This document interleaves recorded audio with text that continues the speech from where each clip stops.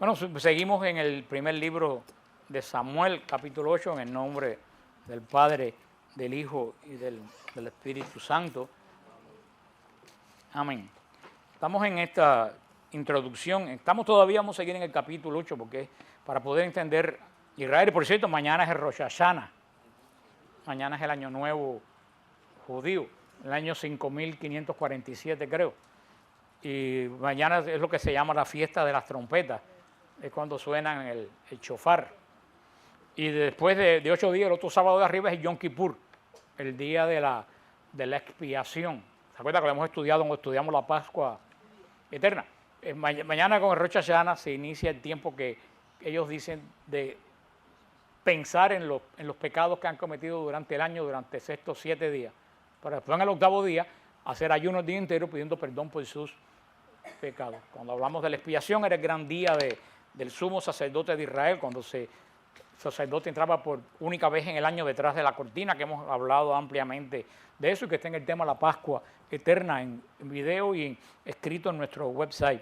Así que un dato curioso, que mañana a la caída del sol pues comienza la fiesta de Rosh Hashanah, y es una de las 7 fiestas, la única de las 7 fiestas judías que todavía el Señor no la ha introducido en la Alianza Nueva. 6 de las fiestas ya están introducidas en la Alianza Nueva, para la fiesta de Rosh Hashanah todavía no se ha introducido en la Alianza Nueva, se cumplirá al final de los tiempos, cuando comience el año nuevo de la gracia en la vida nueva en Cristo. Porque fíjense, ¿cómo comienza la venida del Señor? Que dice San Pablo en Tesalonicenses, al toque de ¿qué?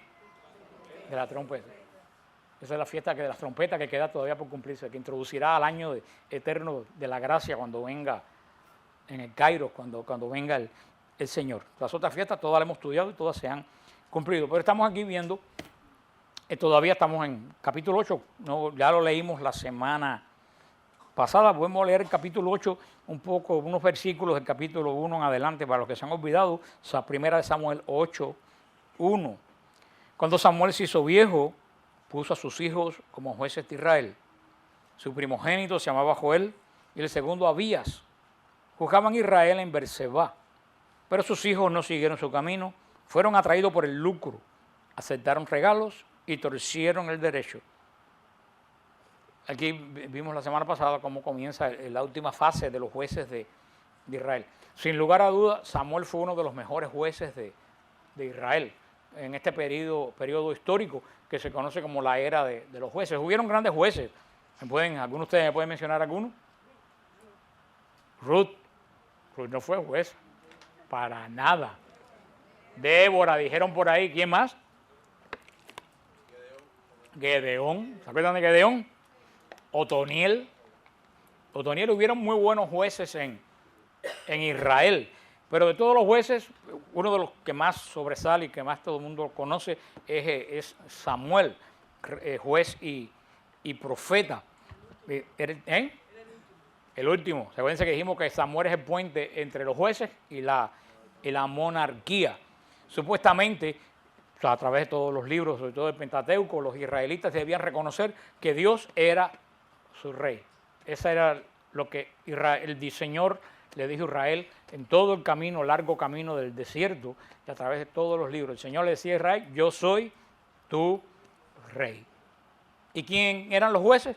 Los representantes que se encargaban de mantener el orden social según el pacto establecido en la ley de Dios. O sea que Dios era el rey, los jueces eran sus representantes. Pero vimos que no siempre fue así, sino que la gente tendía a hacer lo que bien querían.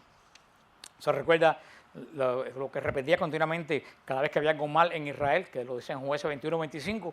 En esos días no había rey en Israel y cada uno hacía lo que le parecía bien a sus ojos. Lo mismo de siempre. O sea, y lo hemos dicho montones de veces porque eso se aplica también a nosotros. Israel no quería entender que si las cosas estaban mal es porque ellos se estaban portando mal. ¿Y a quién le echaba la culpa? A Dios. Las cosas están mal porque tú no nos has dado un rey. Como siempre nos pasa, es cuando digo siempre la famosa queja esa, ¿por qué Dios me hace esto a mí? cuando les puedo asegurar que el 98% de las veces el mal no los hemos hecho nosotros mismos. Pero siempre terminamos diciendo, ¿por qué Dios me hace esto a mí? Salvador Gómez siempre dice que mejor que preguntar a Dios, ¿por qué tú me haces esto a mí? Mejor que le preguntes, ¿para qué tú me haces esto a mí? Porque cuando le preguntas para qué, te va a decir una razón por qué está pasándote lo que está pasando. Hay hechos que son fortuitos en la vida, pero casi todos los hechos que yo he visto que suceden en nuestra vida, voluntarios o involuntarios, provienen del pecado.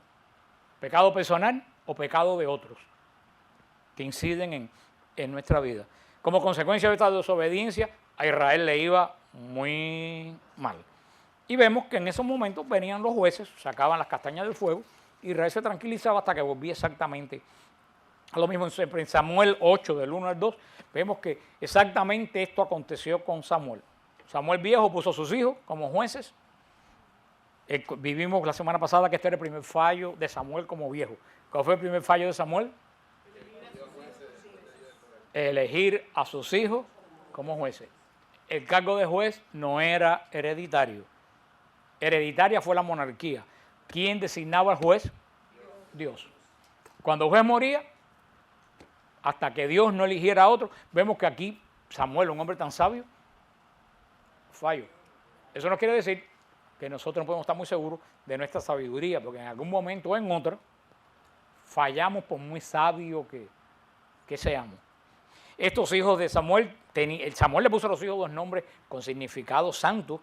Uno se llamaba ¿cómo? Joel, que significa el Señor es Dios. ¿Y el otro cómo se llamaba? Abías. ¿Y qué quiere decir Abías? Mi padre es Dios. Mira que dos nombres tenía. El Señor es Dios y mi padre es Dios. Pero como dijimos la vez anterior, Dios no tiene ¿qué cosa? Nieto. Dios no tiene nieto. Todos somos hijos de Dios. Y lo vuelvo a decir la semana pasada, lo vamos a seguir repitiendo para que se les grabe en la mente y no se angustie. La salvación de los hijos de ustedes no depende de ustedes. La salvación de los hijos de ustedes pertenece a ellos mismos. Tal como ustedes pasaron un proceso de conversión, ellos tienen que pasar un proceso de conversión. Y créanme que eso es lo que dicen los americanos. Hay veces que hay que ponerse las cosas bastante difíciles para que se den cuenta que tienen que venir a Dios. Muchas veces la familia entorpece la conversión de los hijos por poner las cosas demasiado fáciles. Y no saben que en vez de un bien a todo nivel, le están haciendo un mal. Tú solamente puedes orar y presentarle la palabra, que ellos sepan cuál es la palabra de Dios. Ahora ellos tienen que hacer un proceso y se van a alejar, y después el Señor los va a llamar y van a regresar. Aparentemente Samuel no estaba como Elí. Yo no sé cómo a Samuel le sucedió esto, viendo el ejemplo que tuvo de Elí, porque con nombres tan santos, ellos no eran santos. Lo vimos en Samuel 8:3, pero sus hijos no anduvieron por los caminos de él, sino que se desviaron tras ganancias deshonestas, aceptaron sobornos y pervirtieron el derecho. En hebreo, betzaj, ganancia injusta adquirida con violencia. Es una de las palabras que utiliza que hicieron los hijos de Samuel. Cometieron betzaj, ganancia injusta pero adquirida con violencia. Y sohat, otra palabra hebrea, soborno. Tal como los hijos de Eli.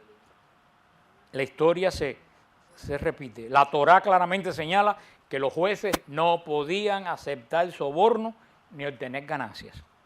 Eso lo dice Éxodo 23:8, donde dice, no aceptará sobornos porque el soborno ciega aún al de vista clara y pervierte la palabra del justo. Eso lo vemos hoy en día con los políticos y con tantas cosas que estamos. Y hasta hay sobornos espirituales, cuidado. El peor de todo es el soborno espiritual. El soborno espiritual que te quieren manipular a través de un falso don o a través de una falsa palabra de Dios o una falsa promesa. Dice Deuteronomio 16, del 18 al 20, nombrarás para ti jueces y oficiales en todas las ciudades que el Señor tu Dios te da según tus tribus. Y ellos juzgarán al pueblo con justo juicio. No torcerá la justicia, no harás acepción de personas, no tomarás soborno, porque el soborno ciega los ojos del sabio y pervierte la palabra del justo. la palabra y solo la justicia buscarás para que vivas y poseas la tierra que el Señor tu Dios te da. Desde el comienzo Deuteronomio pone las bases de los derechos humanos, cuando dice que Dios no hace acepción de personas. ¿Qué es lo que quiere decir? Que Dios no discrimina a ninguna persona. Delante de Él todos somos hijos de Él. Y eso es lo que Él le dijo del comienzo del desierto. No torcerás la justicia, no harás acepción de personas, no tomarás soborno.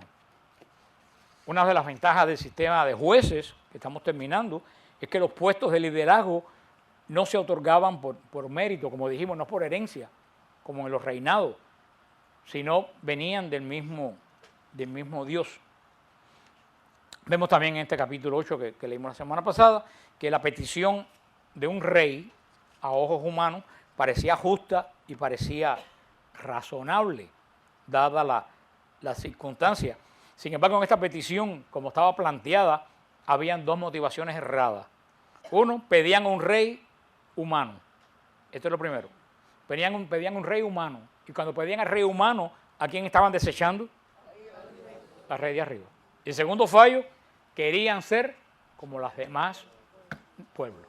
Esos son los dos fallos, porque uno dice, bueno, ellos querían un rey, que de malo hay en querer un rey.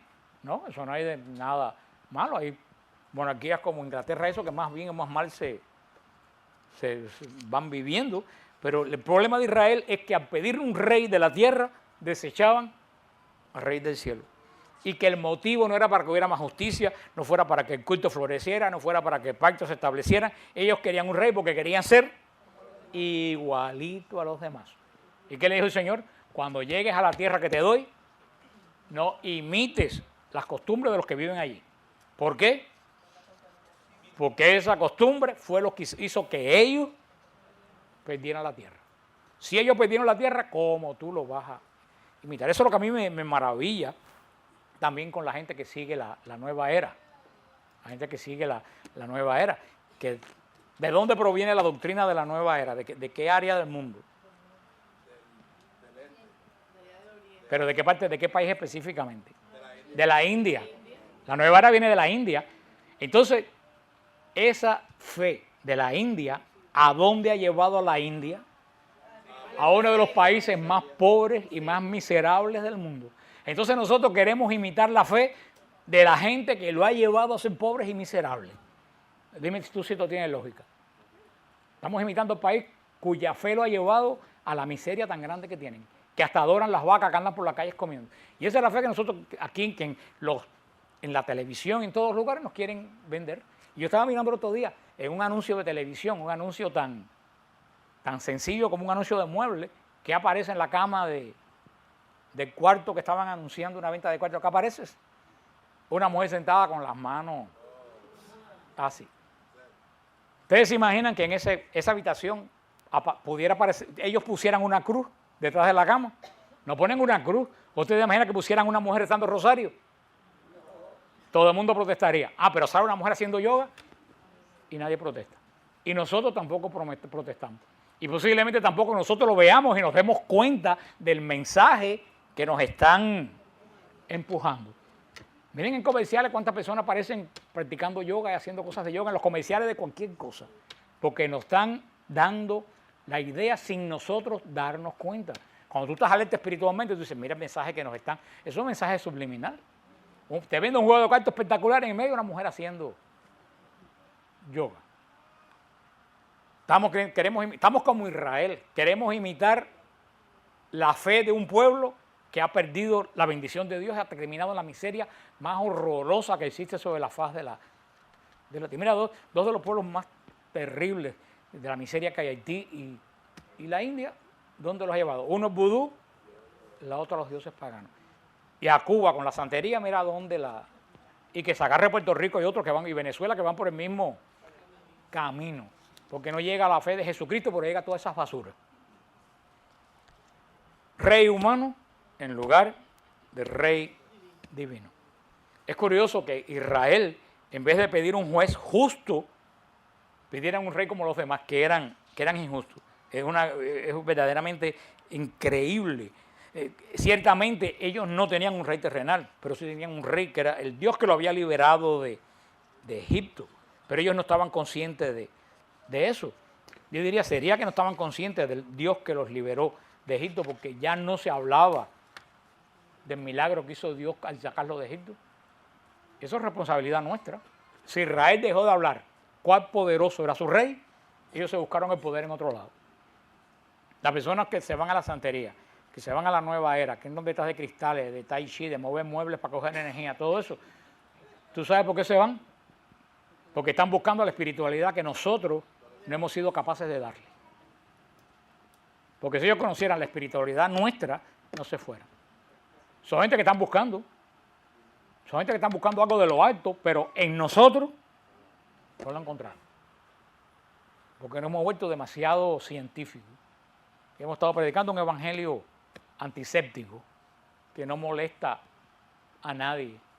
Y no molesta a nadie, pero tampoco convierte absolutamente a nadie. Quería ser como las demás naciones. Y una señal que esa petición del pueblo era torcida, que ellos le dijimos que ellos piden esta en hebreo, es Hagoyim, como todos los gentiles. Los hebreos nos dicen a nosotros Goyim, que quieren decir, ¿qué decir gentil? Los gentiles, los que no están en el pacto de la casa de Israel. Pero ellos querían ser Hagoyim. Ellos que querían ser como los gentiles. No, ellos querían ser como los gentiles. O sea, el pueblo de Dios quería ser como los gentiles. Y a nosotros nos asombra, pero después del Concilio Vaticano, la iglesia quiso ser como el mundo. Y miren lo que terminó, siendo exactamente la misma porquería que el mundo. Tenemos que dar la misa en una mesa donde se juega dominó, porque eso es más familiar, porque así es como el mundo. ¿Y qué pasó? Se perdió el respeto a la Eucaristía. Queremos quitar las imágenes porque ya son cosas antiguas, porque las viejas la veneran, para que vengan los protestantes. ¿Vinieron los protestantes? No, se fueron los católicos. Perdimos la identidad nuestra de católicos. Y si somos igual que los demás, pues entonces da igual a cualquiera.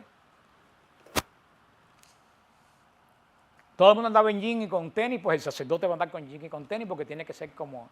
Y se puso jean y tenis, cayó en adulterio y cayó en pecado, como exactamente todo el mundo.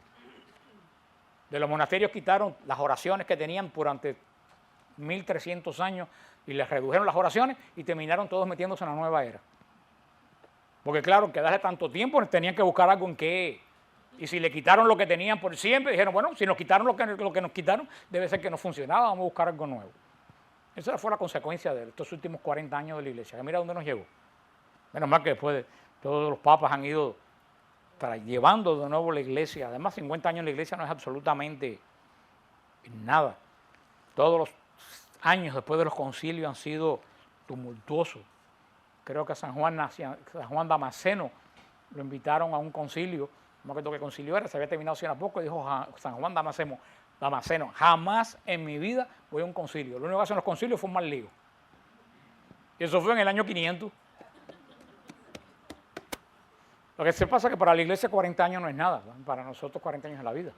Pero después de 40 años ya toda aquella revolución del concilio está volviendo al lugar donde debía estar. Lo malo se está yendo y lo bueno se está quedando. Esto que hizo Israel ahora es exactamente lo que pasó en el monte Sinaí, cuando los israelitas pensaron que Moisés había muerto. ¿Y qué se hicieron? Un becerro de oro. Se buscaron otro ídolo. Ahora se están buscando otro rey que viene a ser un ídolo. Es lo que dice el Salmo 81, de 10 en adelante. Yo el Señor soy tu Dios, que te saqué de la tierra de Egipto. Abre bien tu boca y la llenaré. Pero mi pueblo no escuchó mi voz. Israel no me obedeció. Por eso lo entregué a la dureza de su corazón, para que anduvieran en sus propias intrigas. Oh, si mi pueblo me oyera, si Israel anduviera en mis caminos. En un momento yo subyugaría a sus enemigos y volvería mi mano contra sus adversarios. Los que aborrecen al Señor le fingirían obediencia y el tiempo de su castigo sería para siempre. Pero yo te alimentaría con lo mejor del trigo y con miel de las peñas te saciaría. Mira lo que el Señor le dice, esto es como un lamento del Señor.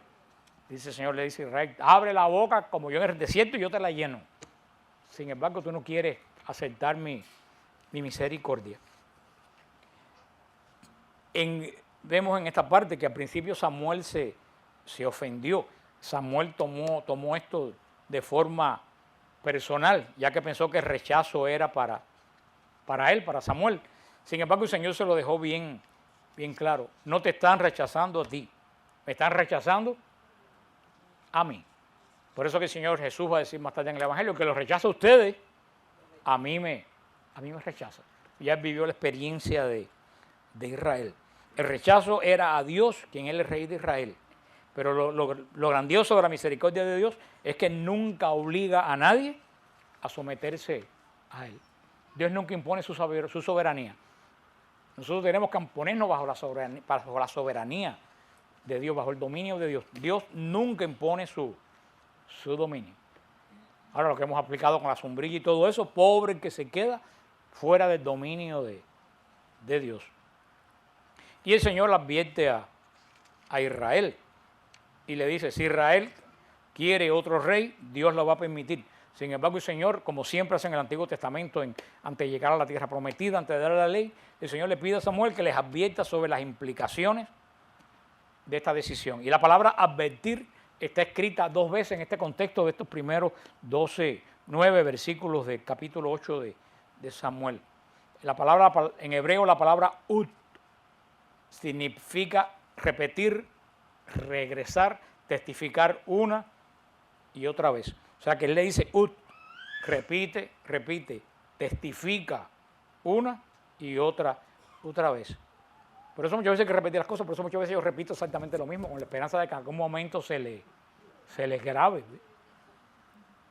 Y esta es la advertencia que Dios le dio en Samuel 8, del 9 al 17. Vamos a leer solamente un pedazo porque ya lo leímos.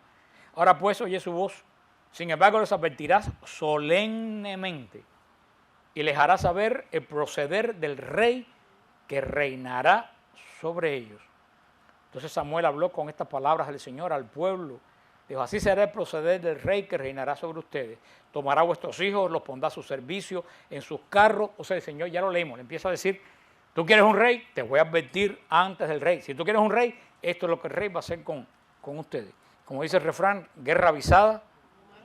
Pero en este caso, cuando el corazón está duro, el Señor le dio una lista, le está diciendo, lo que ustedes piden del reino es tan glamoroso como ustedes se imaginan, un reinado con las carrozas, esa es la parte externa de la monarquía, el brillo, pero detrás de eso hay una realidad. Ese rey va a dominarte, va a tomar tus hijos, lo va a mandar a la guerra, ese rey va a coger tus impuestos. Cualquier alusión a alguien actualmente no tiene absolutamente nada que ver, es pura coincidencia que los reyes no han cambiado. La más dura advertencia vino en el versículo 18.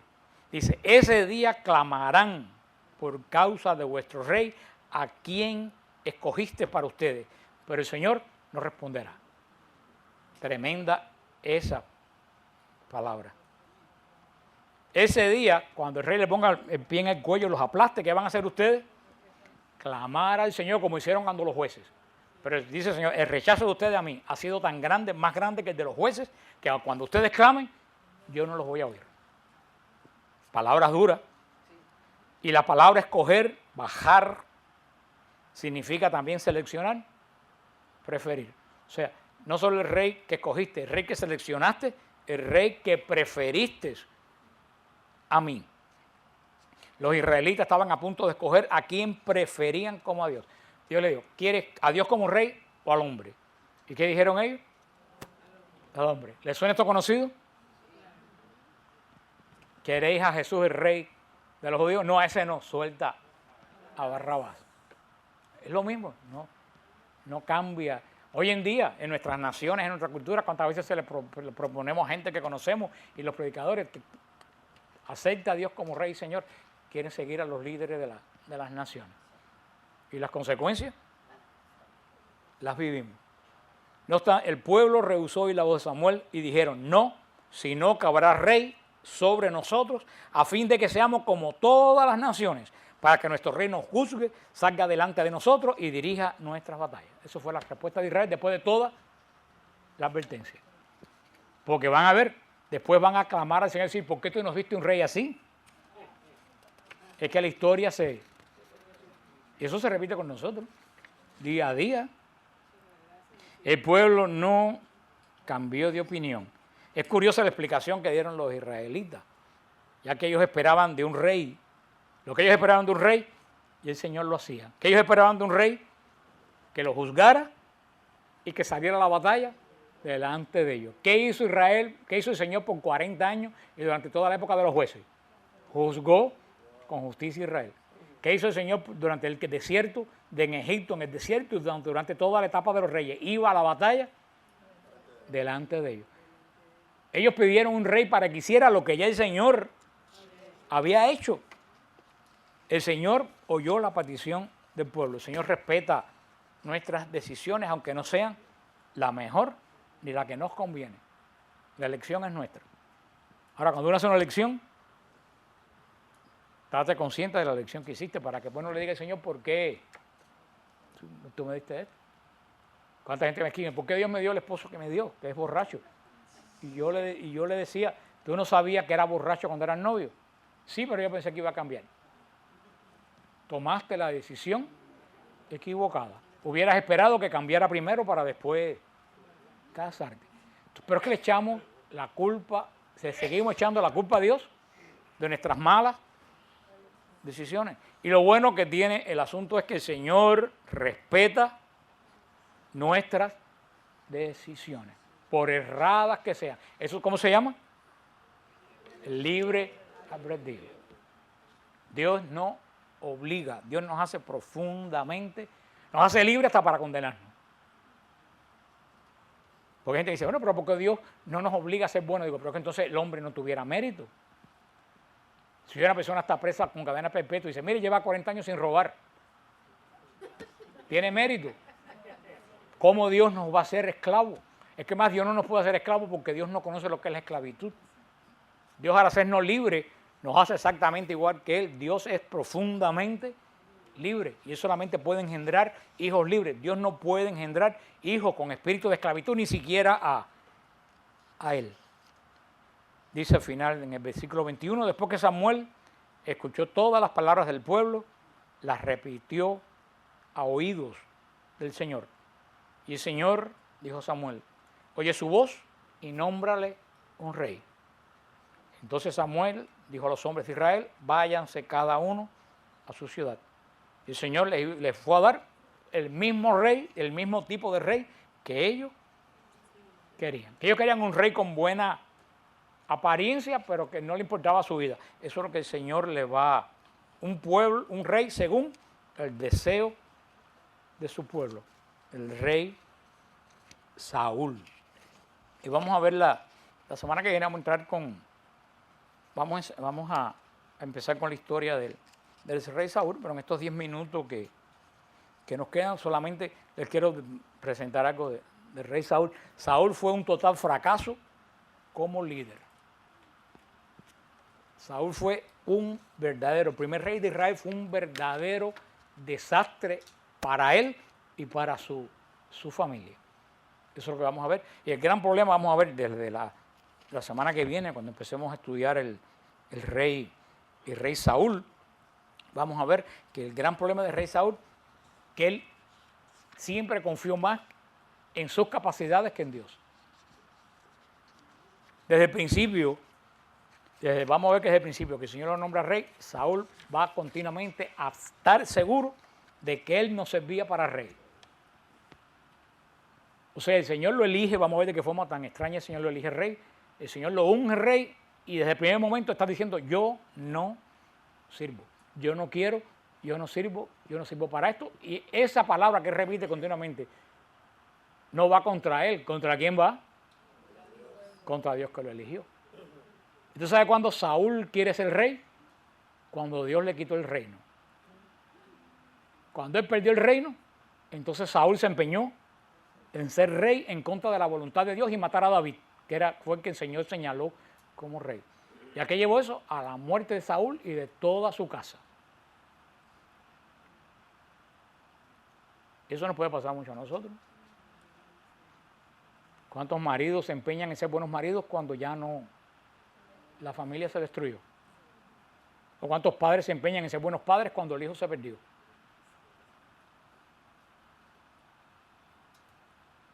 Este es el estar en el tiempo de Dios. Hay un tiempo para cada cosa. El Señor es misericordioso, pero cuando el Señor dice, se te acabó el tiempo, se te acabó. Y vamos a ver que este es el rey que quería. En realidad casi todos los reyes de Israel fueron un verdadero desastre. Pocos reyes hubieron en Israel. Levantaron a Israel en un momento histórico como nación histórica, como nación jurídica, pero en el plano espiritual los reyes de Israel fueron un desastre para la nación. Y de hecho eso fue lo que terminó. Aquí comienza el declive de Israel. Ahora que parece que todo va a tener rey, que la monarquía se va a expandir, ahora comienza el declive. Son como los fuegos artificiales del 4 de julio. Israel va a tener una explosión así que va a parecer que es una gran nación, pero tan pronto se ilumina, ¿qué pasa? Se evapora. Vamos a ver que de ahí de una nación se dividen en dos naciones. Viene la pugna, dos templos, vienen los babilonios. Después más adelante vienen los romanos, se destruye el templo, el fin de la nación de Israel. Pero todo el fin de la nación de Israel, ¿tú sabes dónde comienza? Aquí. No queremos a Dios como rey. Queremos a uno que sea exactamente igual a los demás. Y ojo, que esto no puede pasar a nosotros. Esta es una nación que se hizo bajo profundas raíces cristianas. Lo dice, bajo un Dios, under one God. ¿Y qué ha pasado en los últimos años? Cada vez queremos más sacar a Dios. Ya hoy leí que están en la Corte Suprema diciendo que tienen que quitar de juramento de la nación, una nación bajo un Dios. ¿Y tú sabes qué? Lo van a ganar. Anótalo. Como ganó la boda de los homosexuales, como ganó el aborto, como ganó quitar la oración de las escuelas. Por la apatía de nosotros los creyentes. Que no nos importa lo que pasa en la nación. Pero esta nación fue grande y fue poderosa cuando estuvo bajo el amparo de un solo Dios. Desde hace una serie de años esta nación se empezó a ir de abajo del amparo de Dios. Y los que miramos el noticiero, miramos alrededor, ¿las cosas han ido mejor? No. Cada día las cosas en esta nación, yo lo dije hace muchos años, cuando quitaron la oración de las escuelas. Digo, quitar la oración de las escuelas va a ser terminar con las escuelas. ¿Qué ha terminado siendo las escuelas? Un nido de delincuentes. Donde hay que poner gente que chequeen que no entren armas a las escuelas. La cosa que no sucedía cuando en las escuelas se oraba.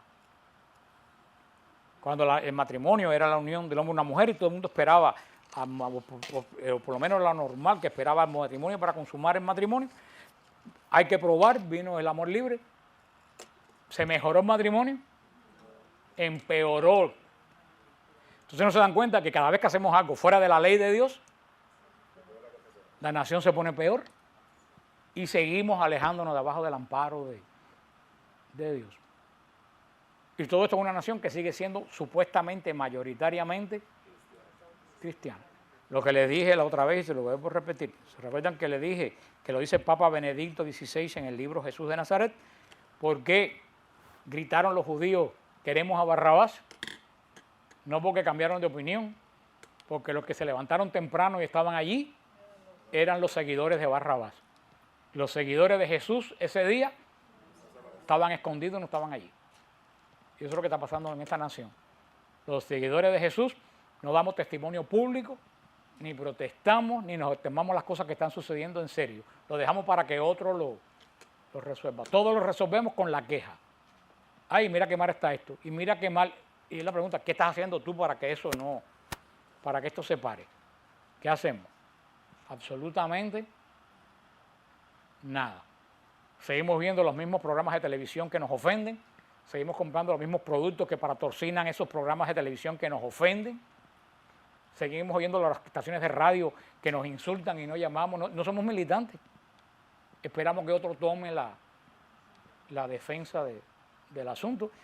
Y hermano, como dice, después de aquí no hay más pueblo. Los que hemos venido de otros lugares Sabemos que no hay para dónde ir. Europa está peor.